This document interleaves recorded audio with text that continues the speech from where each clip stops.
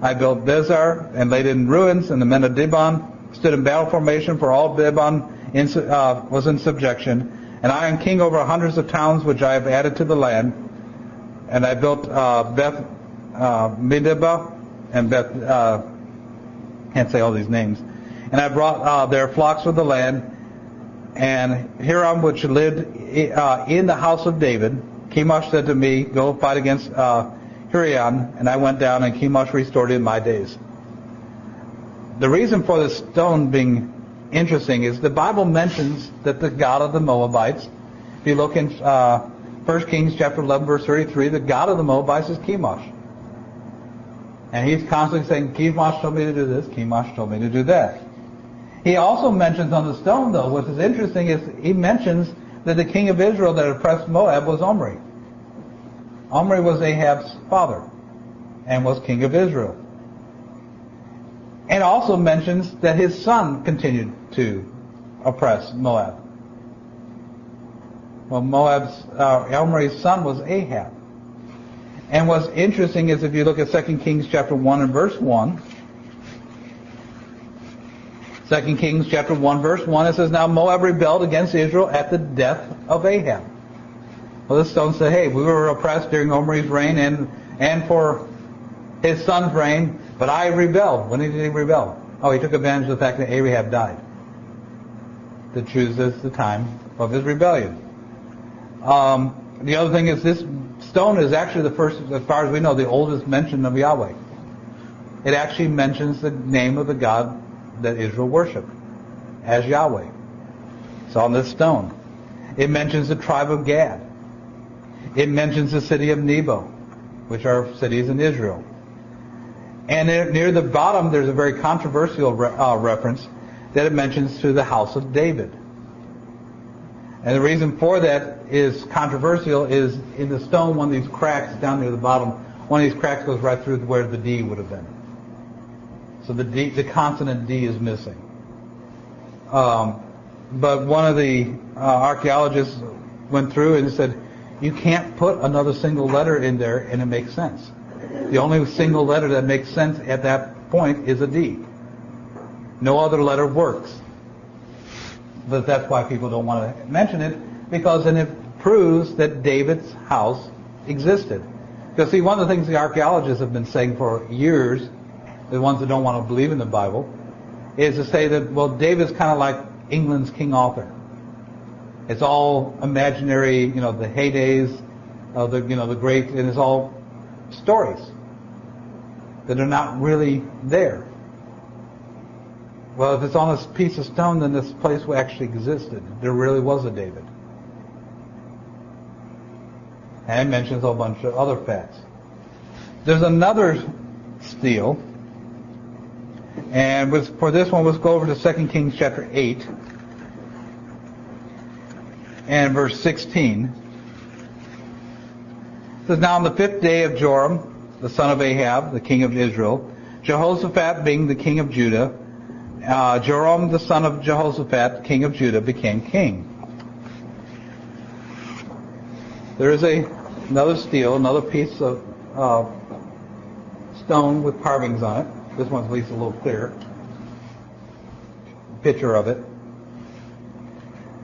And the Tel Dan stele is what this is named. It's black basalt stele. It was erected by an Aramean king in northernmost Israel. It's written in Aramaic. The inscription commemorates his victory over the ancient Hebrews. Most of these, by the way, if you notice the details of the accounts of the battles are different. That's because no king wants to look bad. He's going to talk about all his victories. He's going to skip over all his defeats. That type of stuff. Or make his defeats look like they weren't so bad. So that's why there may be, slight differences in details, but we expect that type of thing. Anyway, this inscription is dated from about the 9th to 8th century BC, about 800 to 900 years before Christ. There's only a portion of it, but a part of it mentions, it says, I killed 2 powerful kings who harnessed 2,000 chariots and 2,000 horsemen. I killed Joram, the son of Ahab, king of Israel. And I killed Exu, the son of Joram, king of the house of David. And that's highlighted here. But it actually mentions the house of David. But it also mentions that Joram was king. The very Joram that we just read in 2 Kings. And he mentions that he was a son of Ahab. There are references to the house of David. So even though they didn't want it, it's there.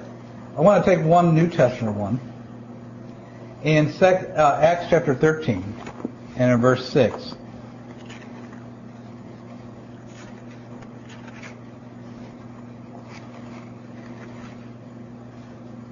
And I won't take time to read it since I'm running out of time. But it goes from chapter 13:6 down through verse 12. It talks about Sergius Paulus, Elamazar, the sorcerer, who went against Paul. But there is a verse here. It says in verse 7, let's read verse 6 and 7. And they had gone through the whole island as far as Pathos, and they found a certain magician, a Jewish false prophet, whose name was Bar-Jesus, who was with the proconsul Sergius Paulus, a man of intelligence. This man summoned Barnabas and Saul, and sought to hear the word of God. Now, longtime skeptics stated that Luke got the title for the ruler wrong. Governors over various districts back in those days were called propraetors. But here he calls them a proconsul.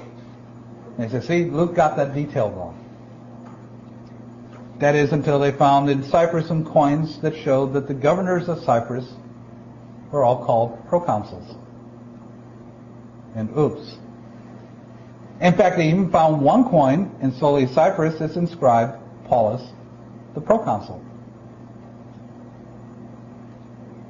More recently, a stone was found that had the name Sergius Paulus inscribed on it. In 1877, an inscription was found in Soli, same place that this happens here, bearing Sergius Paulus' name and his title as proconsul. And it says, Apollonius, to his father, consecrated this enclosure and monument according to his family's wishes, having filled the office of a clerk in the market, prefect, town clerk, high priest, and having been in charge of the manager of the records office.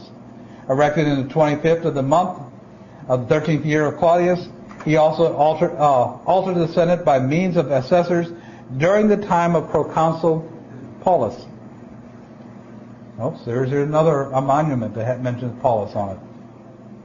Then 10 years later, in 1887, a memorial stone was found in Rome that commemorates that in AD 47, Sergius Paulus was appointed to be one of the keepers of the banks and canal rivers of Tiber, and he held this office when he returned to Rome after 3 years as governor of Cyprus.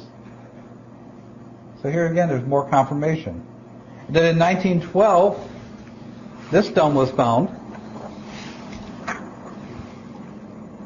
And even if you can't read Latin, you can probably kind of figure it out. But it's a stone that says L. Sergius Paulus. L. Sergius Paulus. That's the last name. And that was found in Antioch of Pisidia. Interesting also, a Roman historian named Pliny actually mentions Sergius Paulus in his writings. He says there existed different groups. Here's another thing about Cyprus that's interesting. There existed different groups of magicians from the time of Moses, such as Jambres and Lopate, of whom the Jews spoke of. And in fact, many thousand yearly followed after Zoroastrian ways, especially during the recent times on the island of Cyprus. Pliny said, you know what, we got a bunch of Jewish magicians who follow after Zoroastrian ways, and they live on Cyprus.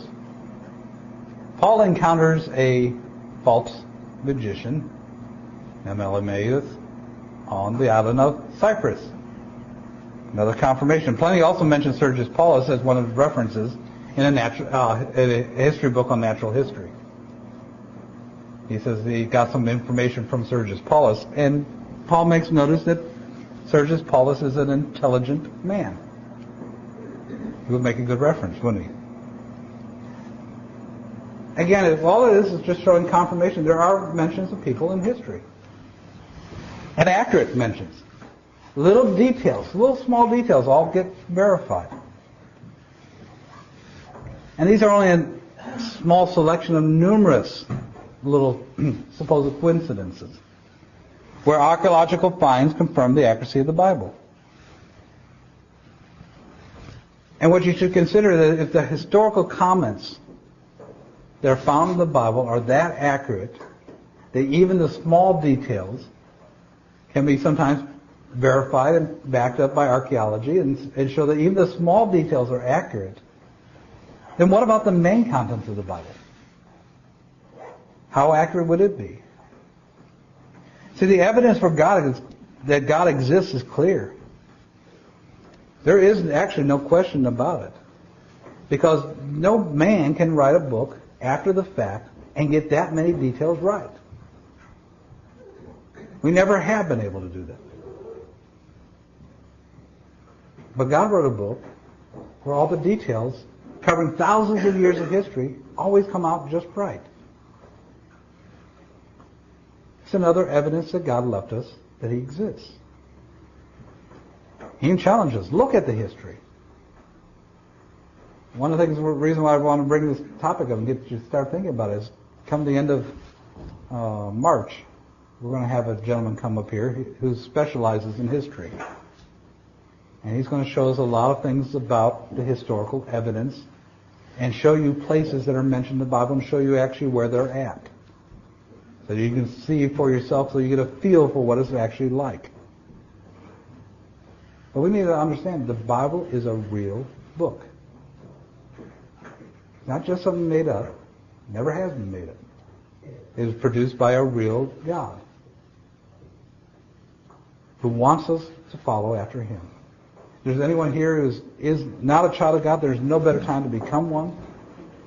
If you are a child of God, would like the prayers of your brethren on your behalf, why don't you come forward as we stand and sing the song that we like to sing.